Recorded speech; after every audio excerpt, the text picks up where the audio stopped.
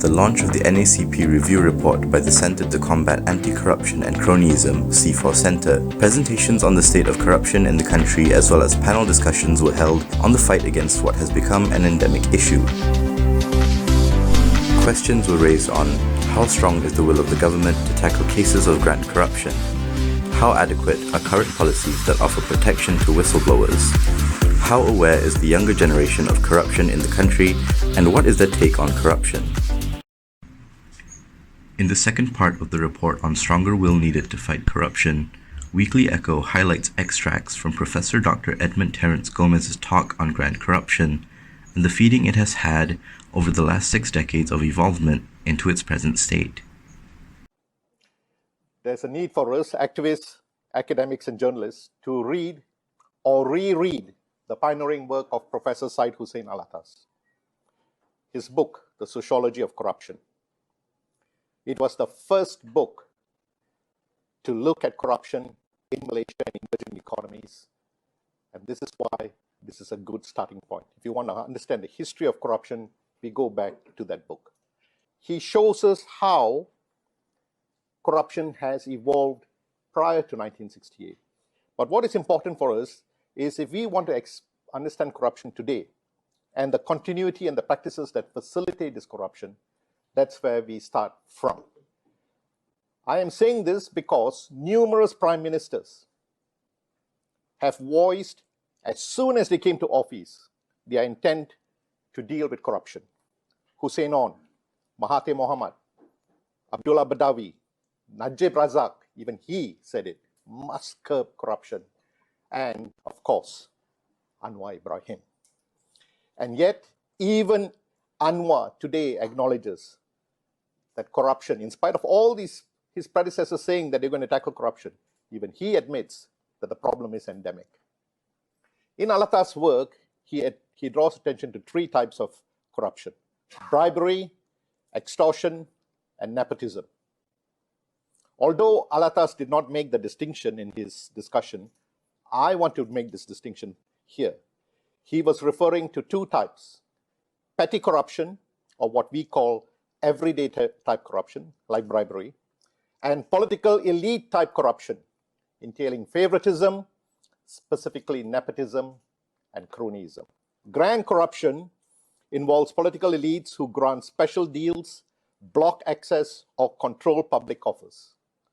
This kind of corruption involves high monetary stakes and allocation of resources such as land and public contracts.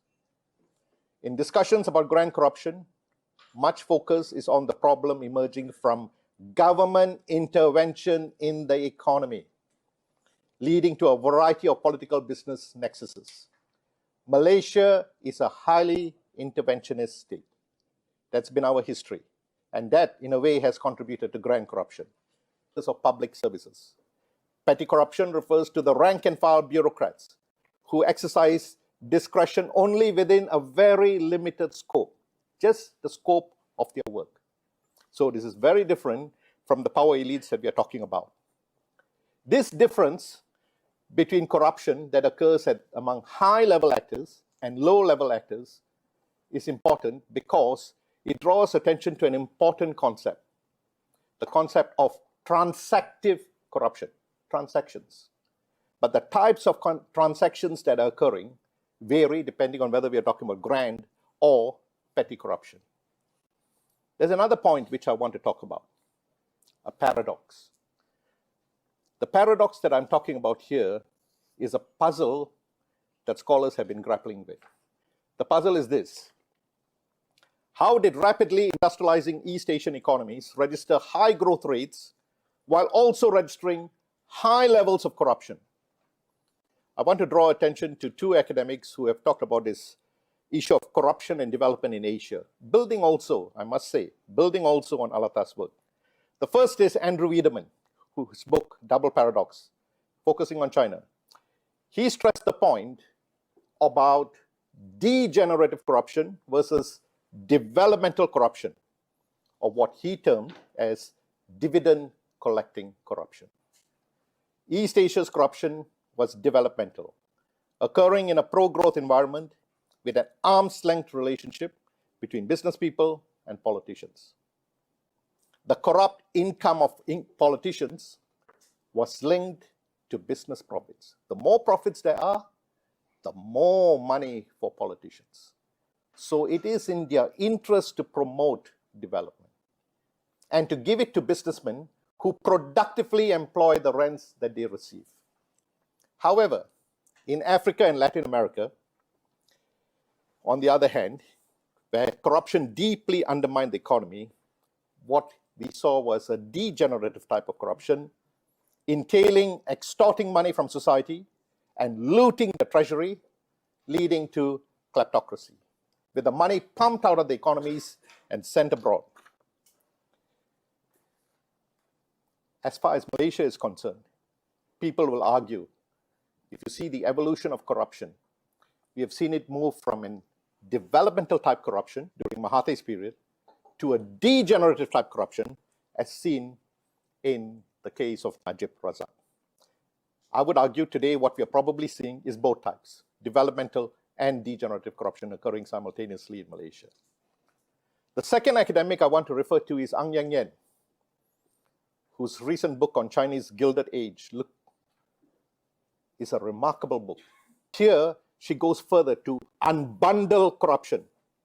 And she goes beyond the three categories identified by Alatas, whom she also acknowledges.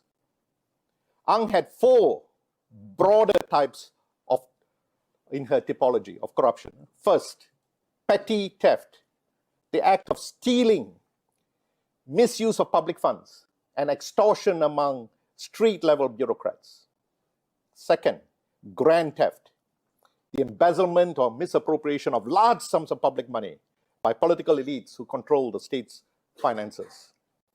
Third, speed money, petty bribes that businesses and citizens pay to bureaucrats to get around hurdles or to speed things up.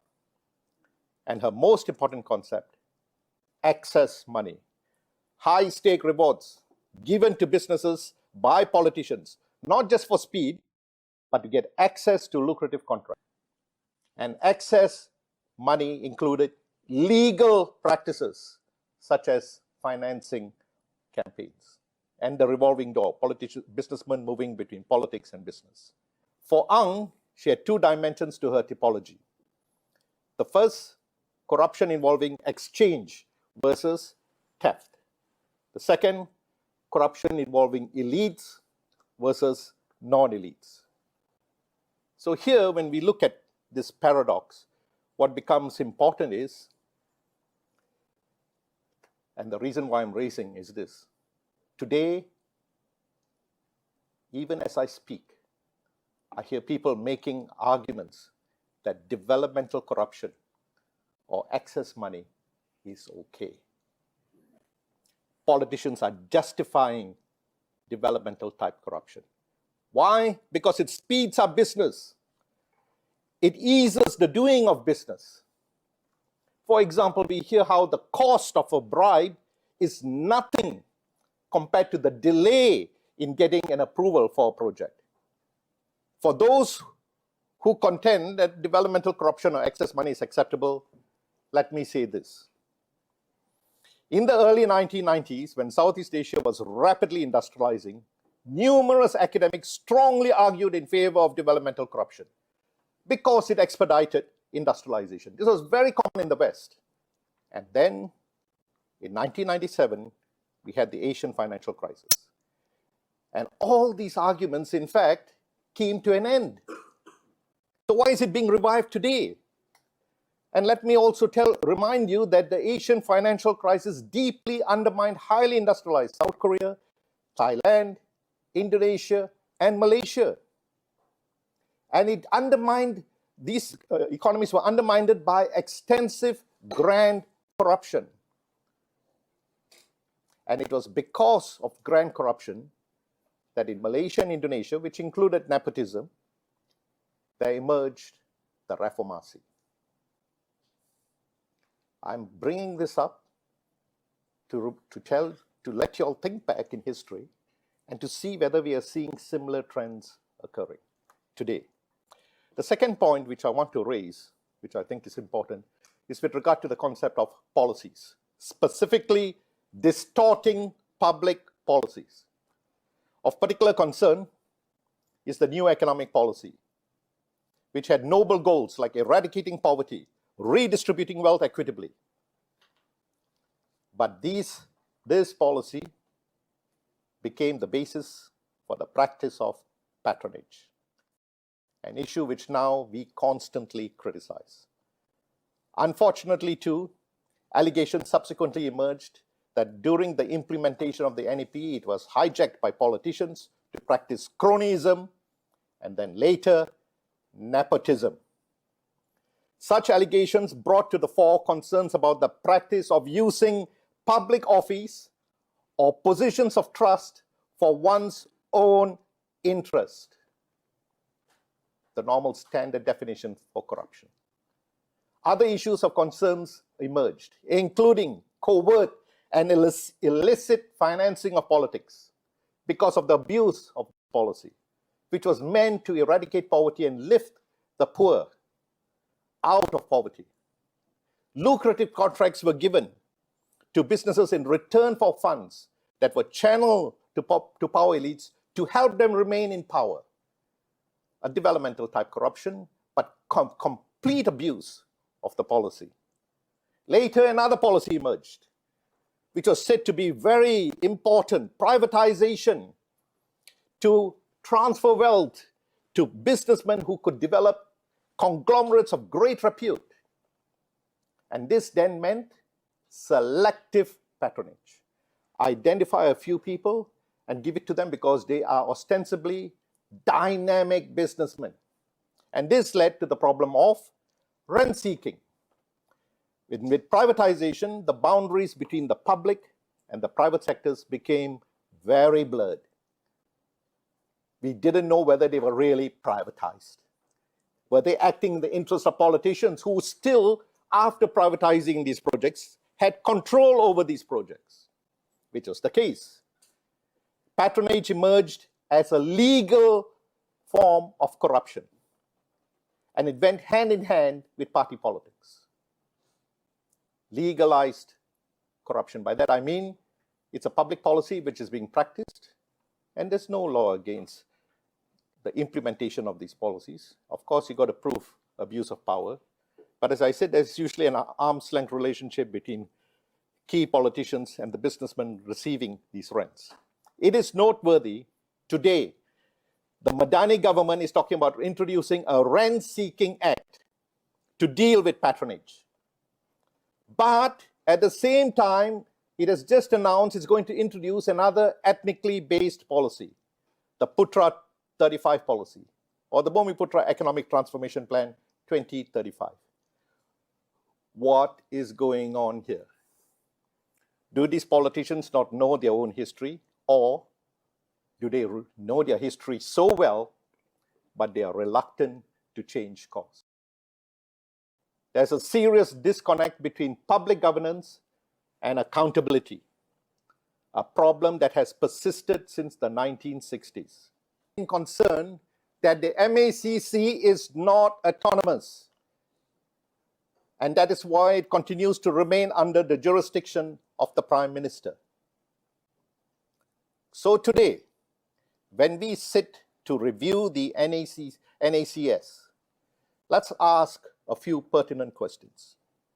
First, the NACS mentions the presence of hidden influences. Read the NACS. I was surprised when I saw it. It states, and I quote, "Decisions are often susceptible to interference from influential figures who manipulate decision-making processes and outcomes," unquote.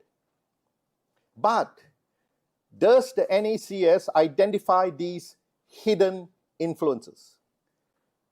Does the NACS outline methods to deal with such hidden influences? The second point, the NACS correctly draws attention to the GLC problem. And I quote the NACS, "Governance within statutory bodies, state-owned enterprises, and companies limited by guarantee is marred by favoritism and nepotism, with top appointments often influenced by political and personal connections. This is in the NACS, unquote. MACC, by its own admission, notes the continued problem of nepotism and the existence of a perilous political GLC nexus. Government leaders, to avoid intra-elite feuding, abuse this nexus to distribute the spoils through appointments of politicians as directors, which I've heard politicians justifying, or by being a source of funding for political activities. To get money for their political activities, it comes from this GLC ecosystem. Meanwhile, reports abound about the abuse of foundations and pension funds, or the GLICs, with huge losses by some of them. Are there recommendations to curb such abuse of power? The third point, the NACS, again, correctly states that we must address the root causes of corruption, and this requires a multifaceted approach with comprehensive reforms to strengthen checks and balances. Here I'm quoting the NACS. MACC knows what needs to be done. But does the NACS recommend